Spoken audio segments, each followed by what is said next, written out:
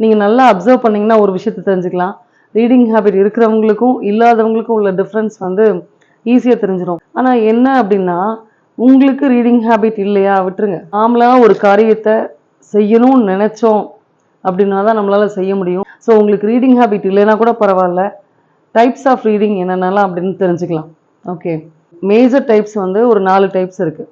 Skimming, scanning, intensive, extensive reading. ஸ்கிம்மிங்னா என்ன அப்படின்னா குவிக் ரீடிங்.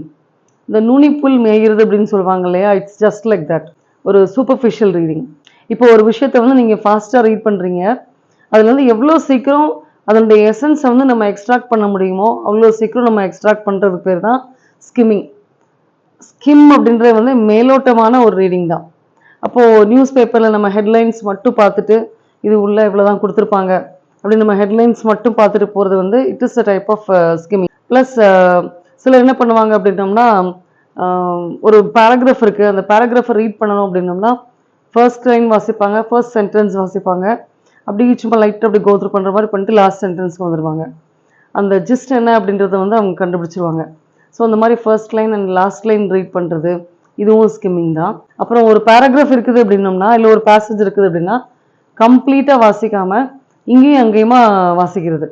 ஃபுல்லாக வாசிக்காமல் இங்கே ஒரு சென்டென்ஸ் அங்கே ஒரு சென்டென்ஸ், அப்புறம் இம்பார்ட்டன்ட் வேர்ட்ஸ், இந்த மாதிரி ஜஸ்ட் ஒரு குவிக் லுக் கொடுத்து அதை வந்து அண்டர்ஸ்டாண்ட் பண்ணிக்க ட்ரை பண்ணுறது. That is what is called skimming. இப்போ நெக்ஸ்ட் ஸ்கேனிங்னா என்ன அப்படின்னா, பர்டிகுலராக ஸ்பெசிஃபிக்காக ஏதாவது இன்ஃபர்மேஷனை தேடி வாசிக்கிறதுக்கு பேர் தான் ஸ்கேனிங் அப்படின்னு சொல்கிறது.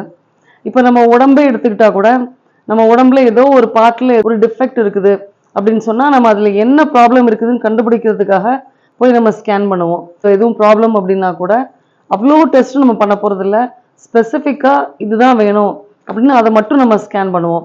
அதே மாதிரி ஸ்கேனிங் அப்படின்றது என்ன அப்படின்னு சொன்னால், ஒரு டேட்டோ இல்லை நேமோ இல்லை வேறு ஏதாவது ஒரு இன்ஃபர்மேஷன், ஒரு ஸ்பெசிஃபிக் இன்ஃபர்மேஷன் ஏதாவது நமக்கு ஒரு பேராகிராஃபில் இருந்தோ இல்லை ஒரு பேஜில் இருந்தோ தெரியணும் அப்படின்னோம்னா அந்த பர்டிகுலர் இன்ஃபர்மேஷனை மட்டும் தேடுறதுக்கு பேர் தான் வந்து ஸ்கேனிங். இப்போ சப்போஸ் ஒரு ப்ராஷர் கொடுத்துருக்குறாங்க, ஒரு ஆர்ட் எக்ஸிபிஷன் பற்றியோ இல்லை ஒரு காம்படிஷன் பற்றியோ நம்மளுக்கு ஒரு பெரிய ப்ராஷர் கொடுத்துருக்குறாங்க.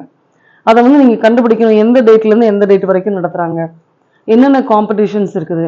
ஸோ இந்த மாதிரி ஈவெண்ட்ஸ் எல்லாம் நம்ம வந்து கண்டுபிடிக்கணும் அப்படின்னோம்னா அதுக்கு வந்து நம்ம ஃபுல்லாக ஃபர்ஸ்ட் லைன்லேருந்து லாஸ்ட் லைன் வரைக்கும் ரீட் பண்ணிட்டு இருக்கணும்னு அவசியம் கிடையாது. நாம் அந்த பர்டிகுலர் இன்ஃபர்மேஷனை மட்டும் தேடி எடுக்கிறதுக்கு பேர் தான் வந்து ரீட் பண்ணுறதுக்கு பேர் தான் ஸ்கேனிங் அப்படின்னு சொல்கிறது. ஸ்கிம்மிங் அண்ட் ஸ்கேனிங் நல்லா புரிஞ்சிருக்கும்னு நினைக்கிறேன். இப்போ நெக்ஸ்ட் வீடியோவில் இன்டென்சிவ் அண்ட் எக்ஸ்டென்சிவ் ரீடிங் நான் எக்ஸ்பிளைன் பண்ணுறேன்.